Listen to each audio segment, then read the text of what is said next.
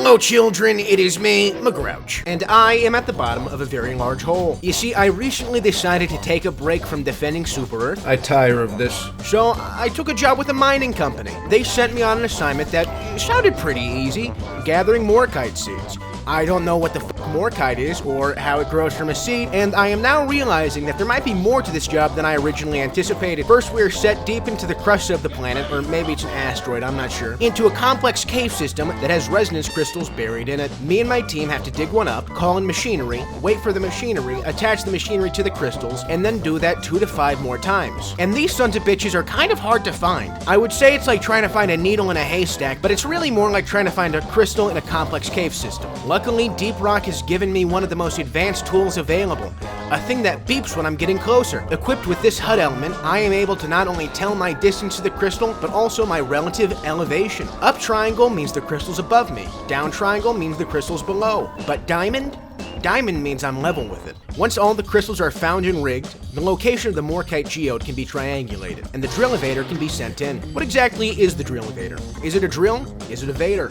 Yeah, what it also is poorly manufactured. This thing's parts are constantly wearing down, forcing you to repair them over and over and over again, which wouldn't be that big a problem if it weren't for the fact that a giant swarm of bugs is slowly filling up the hole that I am now at the bottom of. Lucky for me, I came prepared with this, the Leadstorm-powered minigun. The Leadstorm is the default weapon of the gunner class. In this game, every role has its own distinct purpose. You have the scout, he scouts. You have the driller, he drills. You have the engineer, he engines. And then you have the gunner, and motherfucker, he guns. And in order to gun, he needs to have the gunniest gun that ever gunned. The Leadstorm is that gun. The Leadstorm is unique among the arsenal of Deeprock Galactic, peculiar in the fact that you do not have to reload this gun. Its entire stash of 2,400 bullets is always available to you, unless you shoot the gun for too long. Mag size may not be an issue for this gun, but heat certainly is. And when the gun gets too hot, you can't use it until it cools all the way down, which takes several seconds. Your only option when this happens is to switch to your secondary while you wait. This is less than ideal, but there is a solution that I have thought of, something that no one has ever even considered before.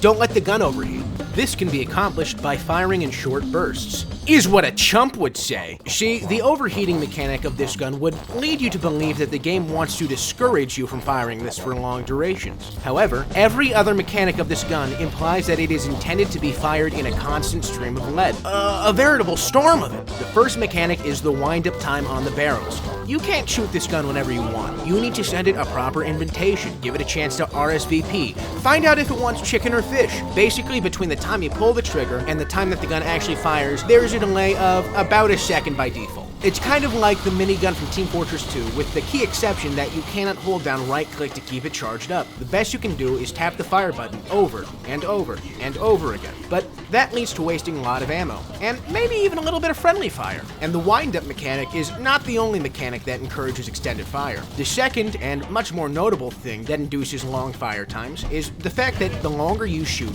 the more accurate you become. And the more accurate you become, the more damage you end up doing. When this gun first starts firing, it's kind of ass. Look at that spread. You couldn't hit the broadside of a mule with that spread. A weakness compounded by the fact that some enemies can only be damaged when hit in their weak spot. So basically, if you want to do damage, you need to shoot for a little while. But if you shoot for too long, then the gun shuts down and you can't use it at all. That is the dilemma that this gun offers, a balancing act of the highest caliber, like an artillery shell on a slack line. The key to this balancing act? Firing in bursts after you have fully wound up the gun. Here's what that looks like. I shoot until I'm accurate enough and the thing that I'm shooting is dead. I stop shooting for like 0.5 seconds, and then, before the barrels can stop spinning and the crosshair can fully reset, I start shooting again. Truly some galaxy brain tactics, I know. If that doesn't sound like fun to you, you can always shoot a continuous burst and then hit the reload key. It doesn't cool your gun any faster, but it does look cool. Now, all of these features are applicable to the vanilla gun, but things get a little bit more interesting when we start taking a look at the upgrades available. Not the ones in the first 4 slots, those are all boring shit, like extra ammo and shorter charge-up time.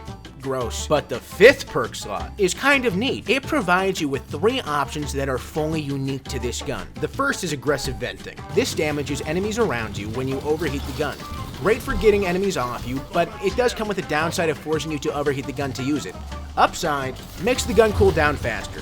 Definitely an interesting option, but not my favorite. The next is hot bullets, which I cannot believe they did not call hot shots. It was right there. Basically, as your gun gets close to overheating, the bullets become incendiary. Also neat, but I personally prefer the third option, cold as the grave, which is actually the second option, but it's listed third because that's how I wrote the script. Not only does cold as the grave have objectively the best name of the three, it also greatly reduces the rate at which you build up heat. It does this in a very simple way.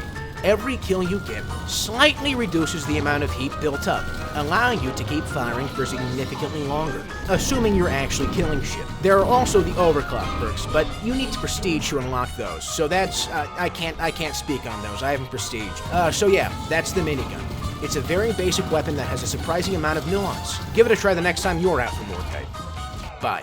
Subscribe to me, go. Subscribe to me, go. Subscribe to me, go.